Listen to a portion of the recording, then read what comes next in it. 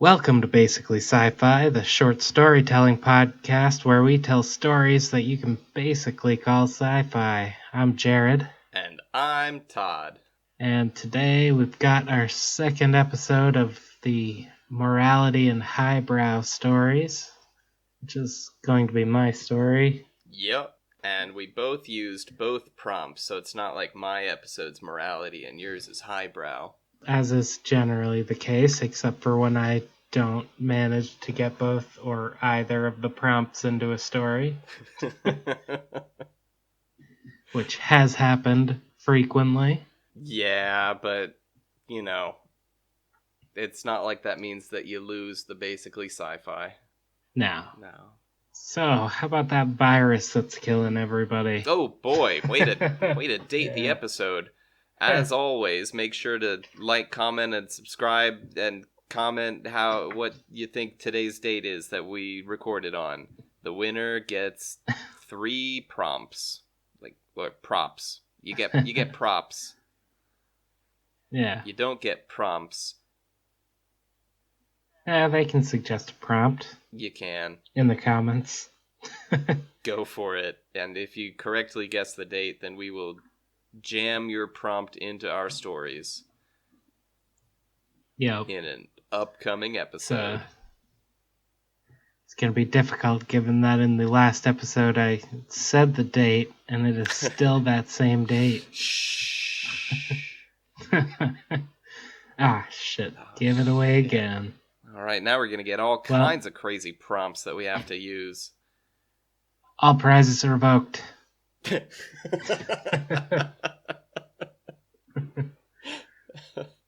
Oh man, I was going to try to drop more subtle hints about what the date could be.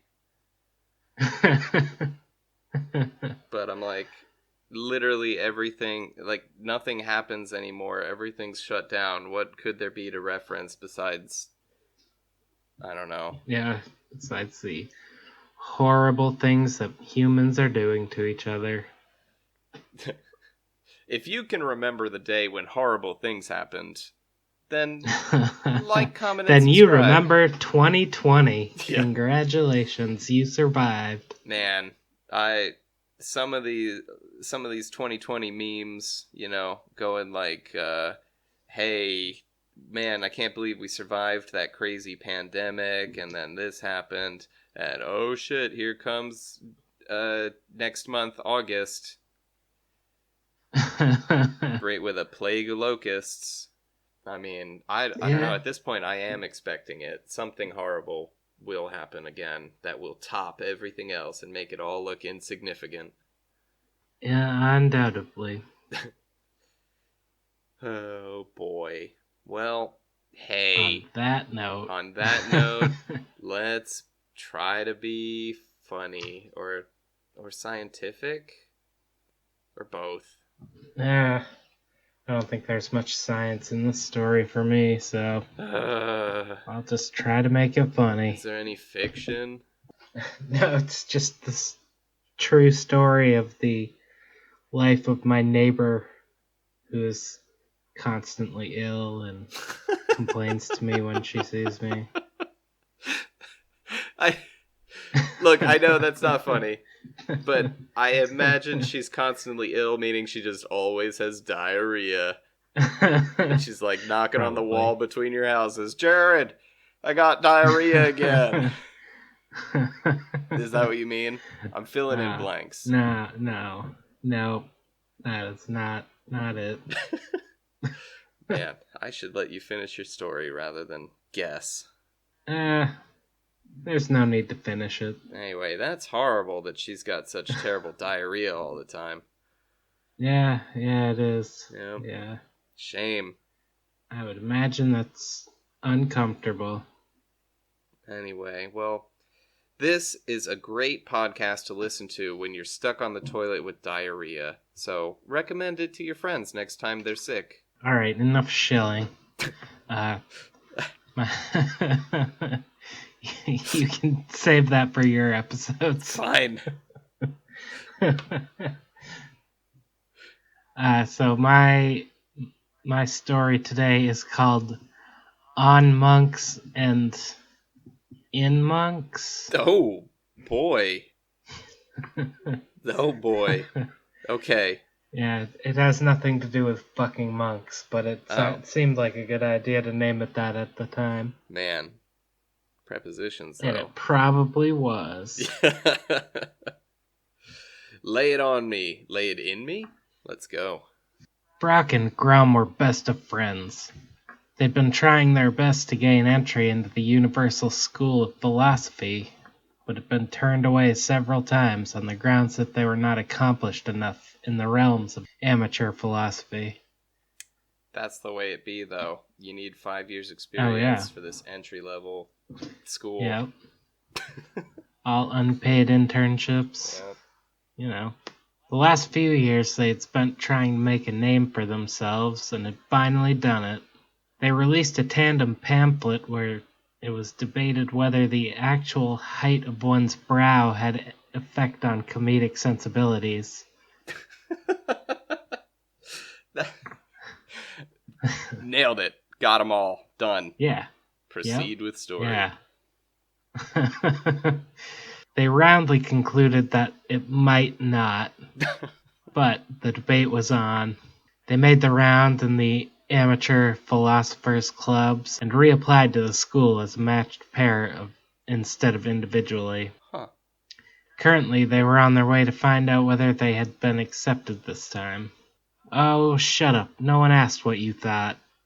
Brock was tired of the silence, so elected to start a debate. What? Okay. I didn't say anything, though. Grum struggled to follow the line of thought sometimes.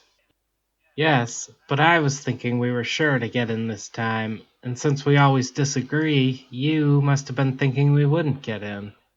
Ah, no, I was planning on saying it out loud that we would get in this time, and thereby giving us a different stance in that aspect. Of course, I should have thought of that. We do make it a good team, don't we?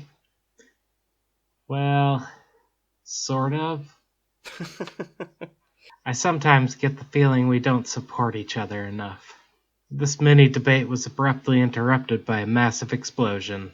No. The highbrow community had heard the rumblings of malcontent being spread by the amateur philosopher community, and weren't having any of it. With a massive armament left over from the class wars they had waged over the dignity of the nouveau riche, it was clearly time to defend themselves again from the indignity of being talked about by lesser people. The explosion swept through the streets, and the philosophers immediately leapt into action. Several letters were written to the galactic community condemning these actions as cowardly and likely unprovoked, even though they didn't know who was attacking yet. Their distress fell on deaf ears, though, and they were forced to defend themselves. In a time nearly immemorial, the philosophers had been as aggressive as any civilization, and had stockpiled weapons. When they found their enlightenment, it was decided to bury all of those weapons inside the great mountain full of bombs. Is that the name of the mountain? Yes. Okay. Formerly known as the Pretty Okay Mountain full of nothing. Okay. It was now time to crack into the mountain so they could defend themselves. There was a vast variety of weaponry, most of it, presumably, rusted into dust. They had everything from hydrogen bombs to slightly leaky squirt guns, to a locked section simply labeled War Crimes. According to the records of the Planetary Guard, whose numbers had dwindled due to the outrageous amount of peace, the government began the process, which involved several pointless rituals to ward off ghosts and cleanse the local llama population of their more sinful stock, of opening the mountain passage. Yeah, it sounds like they really had nothing to do. Yeah, I mean, gotta slaughter those sinful llamas before you open a mountain. Meanwhile, Brock and Grum were running in a blind panic, looking for somewhere to hide from the explosions. Said explosions had long since stopped, but the panic had overwhelmed them and only just started to wane. Brock was beginning to think independent of his previous natural instinct to scream and hide. His first thought being, I wonder what it says about someone what they first think after coming down from an adrenaline high of blind terror. Holy crap, what was that? Grum still hadn't found rational enough thought to form philosophic ideas, but he was always a little slow. Frock didn't have an answer, so he elected to go with silence. Then, after a couple of minutes, he realized he didn't recognize the area of the city they had run into. That could mean only one thing, but first, a little explanation. This district had formed based entirely on the highbrow debate that they had started. People had taken the argument wrong, quite wrong. It had divided society between those who thought that people with high brows were scum and those who thought that people in general were scum and so just got on about their business. Okay. Coincidentally, height of brow had no relation to which side of the argument people had chosen. The area they had wandered into was a place where the anti-highbrowers congregated. Their basic principles were arbitrary and stupid. They had measured the height of brow of all the initially congregated members and decided that anyone with brows higher than those present were scum. There you go. Anyhow, Frock and Grum were immediately uncomfortable with where they had found themselves. They certainly didn't want anyone to see them there, as it might tarnish their reputation, and they certainly didn't want any locals finding out that they weren't supporters of the cause. They put up their philosophers' hoods and started walking quickly to where they thought they might find safe haven. They noticed as they went that the area hadn't suffered much damage from the explosion, and it was much nicer than commonly assumed. They made their way past the Zen gardens that were famed locally for their beauty and criticized on the highbrow side of town for their wastefulness. It was thought, who needs a 4-square-mile garden just to clear their thoughts? Just get a ficus and sit on your stoop.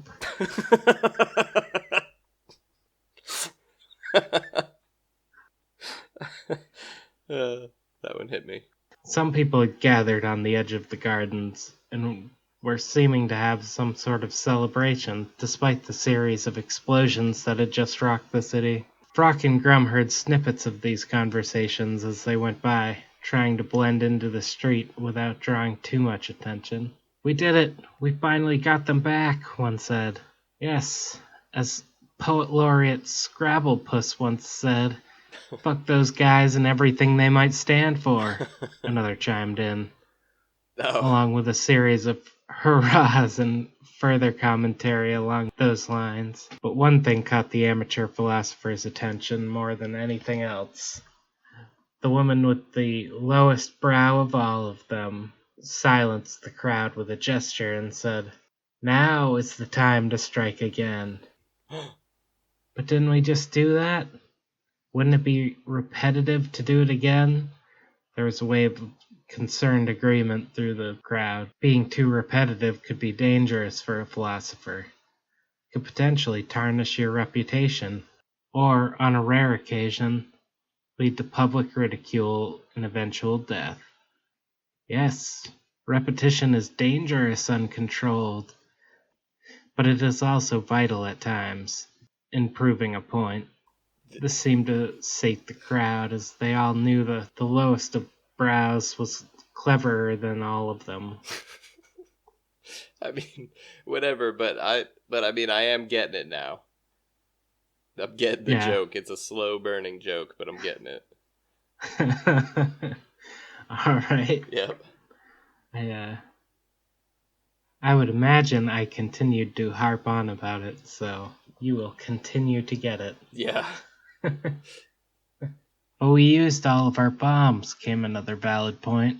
Yes, but there is still the great mountain full of bombs we can empty out upon their remaining populace. This was just as risky a proposition from this side of the argument. They had already ended a millennia of peace, so there was less vocalized dissent, and it was decided.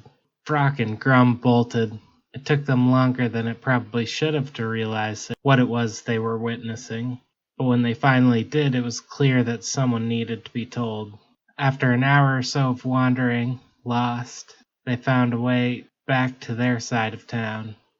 Eventually, they made their way to the Ministry of Extra Good Thinking, formerly the Ministry of War. They made a formal entry by barging through the doors and demanding they be heard and served drinks to anyone in earshot.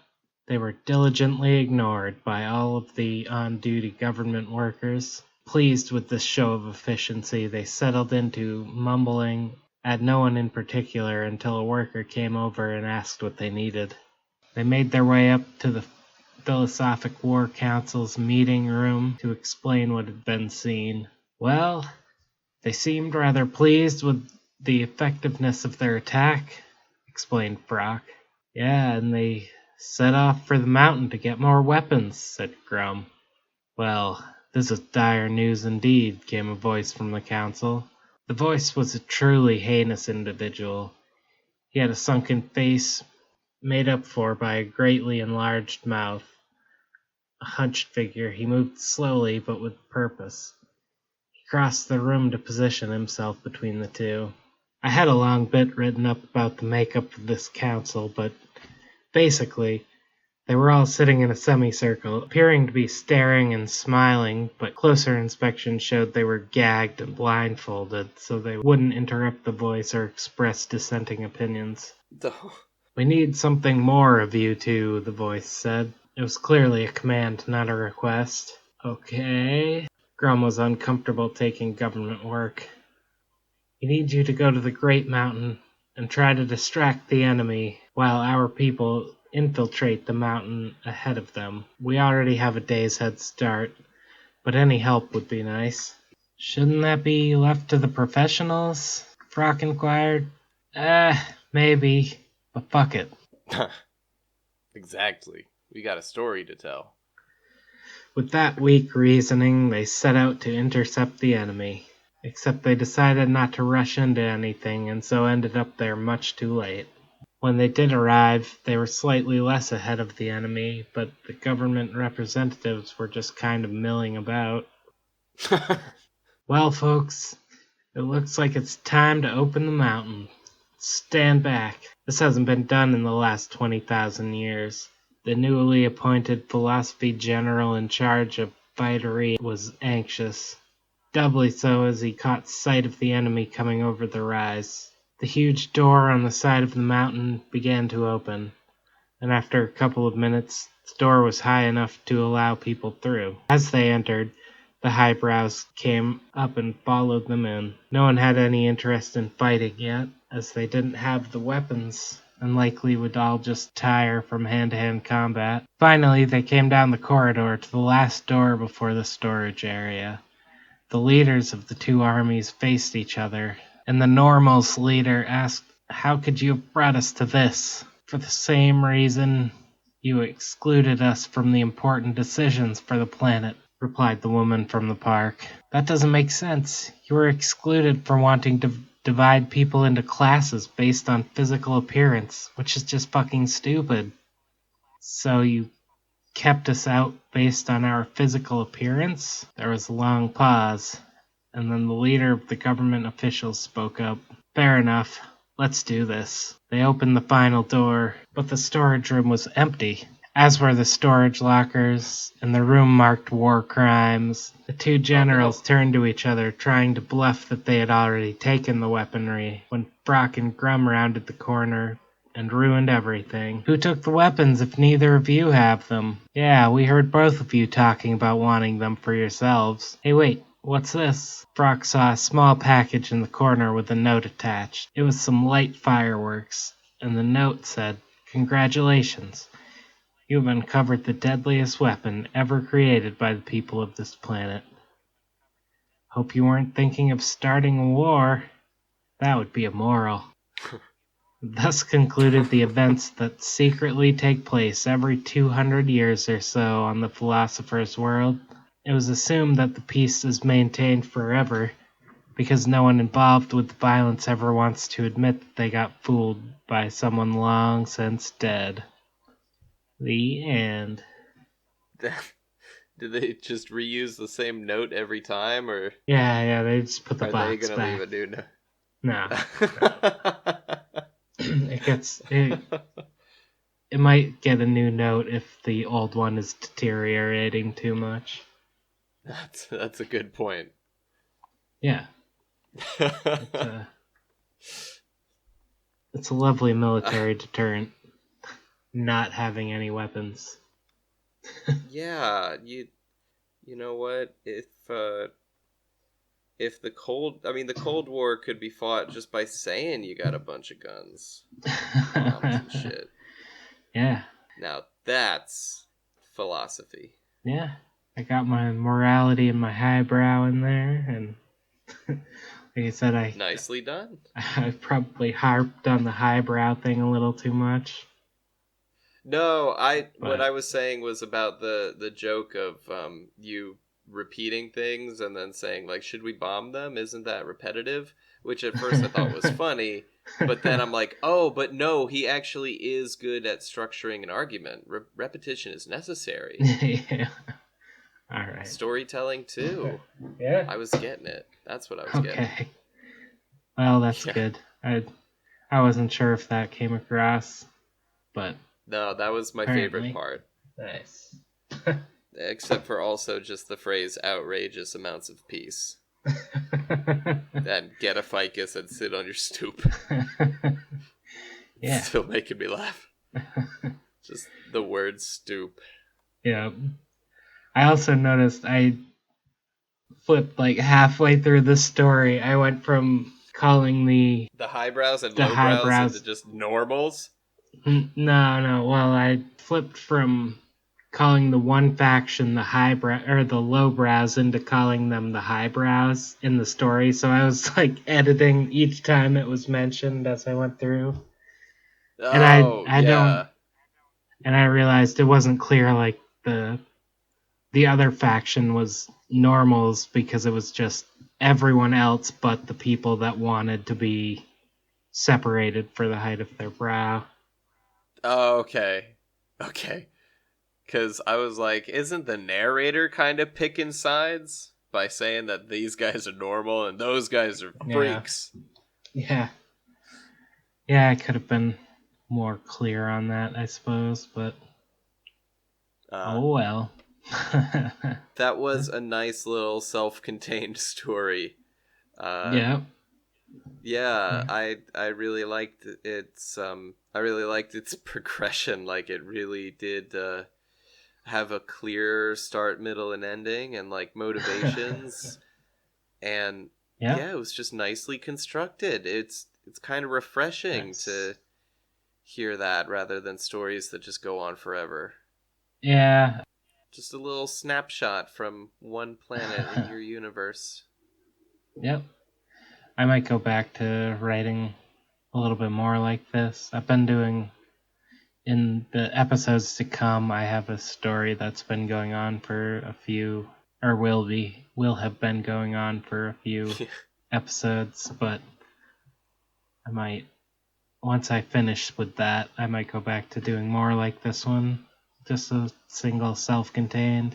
They tend to be a little longer, just because it's harder to fit a beginning, middle, and end in if you don't extend it to multiple episodes. But it is fun to just create some characters and then have them do what they got to do and forget about them.